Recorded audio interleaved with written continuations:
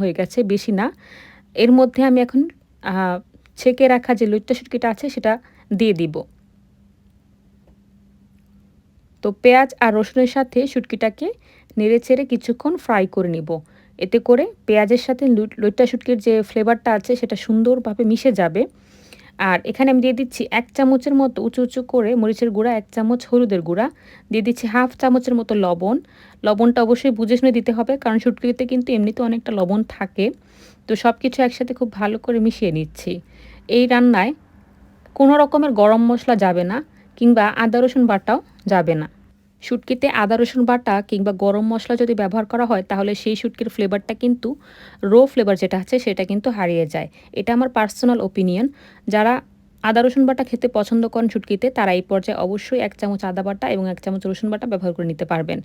তো কিছুক্ষণ ভেজে নেওয়ার পর এর মধ্যে আমি প্রায় 1 কাপের মতো পানি দিয়ে দিয়েছি, যাতে করে মসলার যে কাঁচা গন্ধ আছে সেটা পুরোপুরি চলে যায়।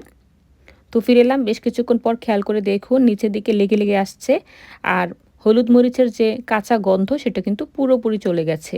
এখন এর মধ্যে আমি পানি ব্যবহার করব। দিয়ে দিচ্ছি প্রায় 3 কাপের মতো পানি। চেষ্টা করবেন গরম পানি দিতে, তাহলে রান্নাটা খুবই সুন্দর হবে। তো ভালো করে একটু নেড়েচেড়ে দিচ্ছি।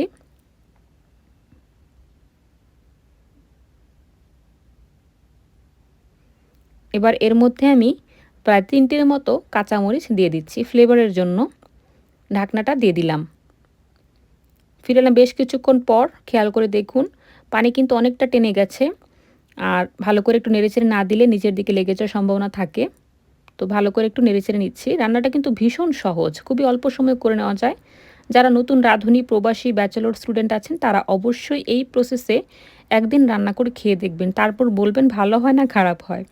আদা রসুন বাটা কিংবা কোনো রকম গরম মসলা ছাড়া এই লইট্টা শুটকিটা খেতে অসম্ভব মজার হয়। গরম ভাতের সাথে সত্যিকার অর্থে আর কিচ্ছু লাগে না, এত মজার। তো যাই হোক, খেয়াল করে দেখুন ঝোলটা কিন্তু অনেকটা কমে এসেছে। এটা একদম ভুনা ভুনা করে নিব। সেই পর্যন্ত নেড়েচেড়ে এটাকে রান্না করে নিচ্ছি। এরকমই থাকবে, এর চেয়ে বেশি আমি ড্রাই করব না। আমি চুলাটা নিভিয়ে দিচ্ছি। খেয়াল করে দেখুন উপরে তেলটা ভেসে উঠেছে, আর ঝোলটা কিন্তু একেবারেই টেনে গেছে। তো একটা প্লেটে আমি সার্ভ করে দেখাচ্ছি কীরকম হয়েছে। দেখলেন তো কত সহজে রান্না করে ফেললাম দারুণ মজার লইট্টা শুটকি ভুনা।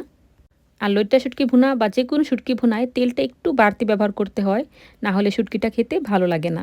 তো রেসিপিটি যদি বন্ধুরা ভালো লেগে থাকে, তাহলে লাইক, কমেন্ট, শেয়ার এবং সাবস্ক্রাইব করতে ভুলবেন না। আমার পাশে থাকার জন্য অসংখ্য ধন্যবাদ। ভালো থাকবেন, সুস্থ থাকবেন। আসসালামু আলাইকুম।